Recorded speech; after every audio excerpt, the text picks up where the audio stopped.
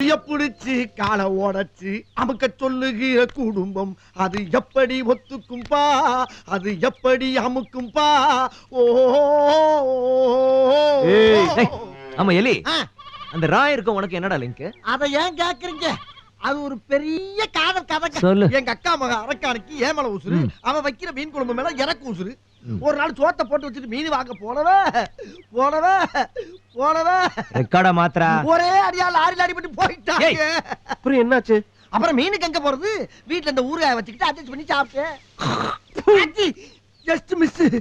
அப்புறம் இந்த ஊருக்கு வந்ததுக்கு பின்னால ஒரு வீரமானவனா நெஞ்சு வெட்டச்சவனா வேணும்னு ராயர் கேட்டாராம். புலிப்பாண்டின்னு என் பேரை கேள்விப்பட்டவனே அவரோட ஆளுங்கெல்லாம் வந்து என்ன பொசுக்குன்னு அள்ளிட்டு போயிட்டாங்க. அதுல பாருங்க, வேலைக்கு சேர்த்தவனே ராயரு 2 நிமிஷம் தாங்க மேலைங்களையும் பார்த்தாரு. டக்குன்னு கையகால அமுக்கிட்டாரு. எப்படித்தான் கண்டுபிடிக்கிறாங்களோ. ஏன் எலி அதை விடுறா. விட்டாச்சு. அந்த ராயர் பொண்ணு விடுறா. என்ன அவ்வளவு அக்கறையா விசாரிக்கிற? நீ சொல்ற. அது ரொம்ப தங்கமான பொண்ணுங்க. என்ன இது ஒரு கெட்ட வழக்கம்? யார் மேல கோவப்பட்டாலும் என்ன தூக்கி போட்டு அடிக்கும். இப்படித்தான் ஒரு நாள் அடிக்கிறப்ப இந்த மருவு பிச்சுக்கிட்டு போயிடுச்சு. அப்ப இது 4-5 முடிய புடிக்கி உருட்டி வச்சு ஓட்டிக்கிட்டு இருக்கேன். வெக்கமா இல்ல? என்ன வெக்கம்? இது வச்சா தானே 10 பேர் பயப்படுறா, 4 பஞ்சாயத்து வருது, செலவு காசு கிடைக்குது. இது இல்லாம பாருங்க குழந்தை மாதிரியா இருக்கா? இது வச்சவன பாருங்க. நீங்களே பயப்படுறீங்களா?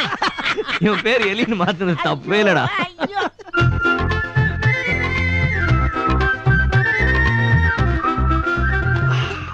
அப்பா கிட்ட வீடியோ டாக்குமெண்ட்ரி நான் கொடுத்து அனுப்பிச்சேன், வந்துச்சா? இப்போ ஹாப்பி தானே? உங்களுக்கு எப்படி நன்றி சொல்றதுன்னே தெரியல. தேங்க்யூ எல்லாம் சொல்ல வேணாம். உங்க குடும்பம் வேற நான் வேற நான் நினைக்கவே இல்லை. உங்களுக்கு நன்றி சொல்லணும்னா அவனுக்கு சொல்லுங்க. அவன் தான் அந்நியன். உங்க முகத்துல இப்படி சந்தோஷத்தை பார்க்கணும் தான் நான் இவ்வளவு கஷ்டப்பட்டேன்.